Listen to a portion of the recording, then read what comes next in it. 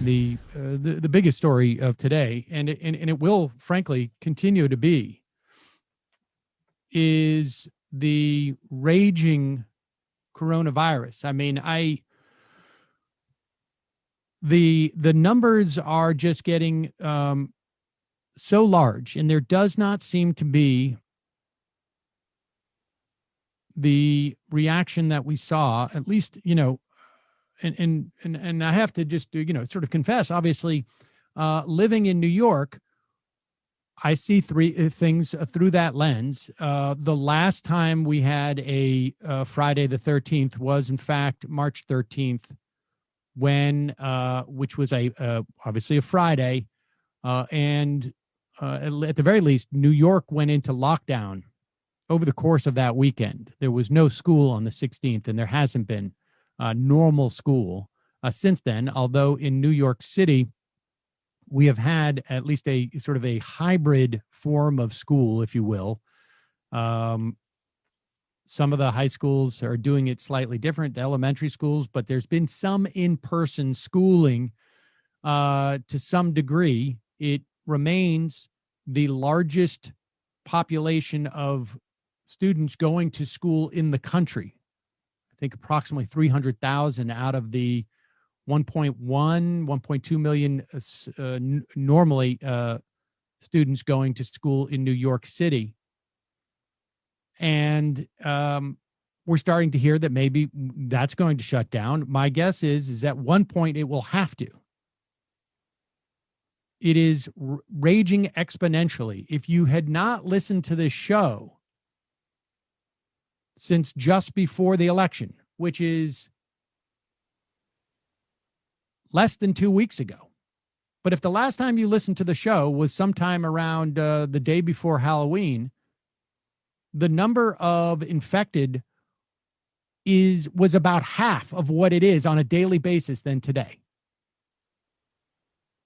I'm not good enough at math to figure that out, but if we're talking about a doubling every 2 weeks, well, I guess I'm good enough to realize that we're going to be talking over 300,000 people infected 2 weeks from now.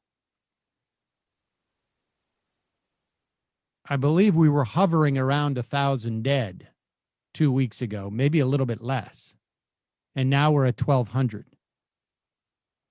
The number of people in hospital also has gone up. And remember, hospitalizations and deaths are lagging indicators. So what's going on today in terms of infections is going to implicate hospitalizations 2 to 3 weeks from now, and deaths 4 to 5 weeks from now, 6 weeks from now. When we were at this stage in New York City, the city reacted. New York State reacted. In many respects, maybe not making the best decisions, frankly. And so I think if we see a reaction by government officials, whether that's on a federal, state, or municipal level, they're going to make better decisions on how to protect people. We obviously have better therapies that will keep the number of deaths, hopefully under a couple of thousand a day, maybe under 3,000 a day. That's still horrific. That is a 9/11 almost every day when you get around 3,000. But there doesn't seem to be any reaction in a lot of these areas. I mean, Utah just imposed a statewide mask mandate. But I don't get the sense that that's happening in the Dakotas anytime soon.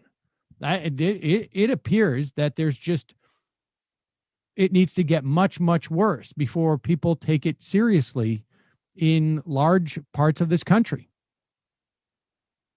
And what we're going to hear 2 weeks from now, and we're already starting to hear some of it, what we're going to hear 2 weeks from now are going to be stories. And we're, like I say, there's already in specific places around the country, we're already starting to hear this. But it is going to be the only thing in the news, I can guarantee you, 2 weeks from now. Stories of rural hospitals, of hospitals in the upper Midwest, hospitals around the country. And then the story's going to be, you have doctors who are going to be making decisions as to basically who is going to have a better chance to live or die based upon the personnel that they have to serve them. You're going to hear stories of doctors saying, we had to move X number of people out of ICU because we just had to this is basically triage. We just had to make a decision. Whose life can we save more likely than the other? And we got to go with that one. Part of it is going to be a function of just of beds, but you can set up tents, you can put in heaters, you can set those up relatively quickly. The problem is you can't make more doctors. You can't make more nurses. You can't make more technicians. We're going to be running out of testing capacity in this country soon because of the failure of the federal government to step in and say to these facilities, here's a ton of money, train more technicians. You can't do that overnight, but had that been done 6 months ago or 7 months ago, it might be a different story. 6 or 7 months ago, had there been a authorization of the Defense Production Act to juice the development of a quick test, rather than having an entire political party built around the notion that we shouldn't have testing because it's just going to increase the numbers. We're just going to find out. I mean, this is, we're having the opportunity, and it's I don't know if I have any faith that there's going to be some type of lesson learned here, but maybe it's possible that we will, as a country, realize like collective action is important, and actually some hindsight is important. Science is real. I don't know, but it's going to be a really tragic lesson for tens of thousands, hundreds of thousands of people. This is not to mention, the implications, long-term implications for a lot of people of getting COVID. It is, we're just watching this slow motion tragedy. And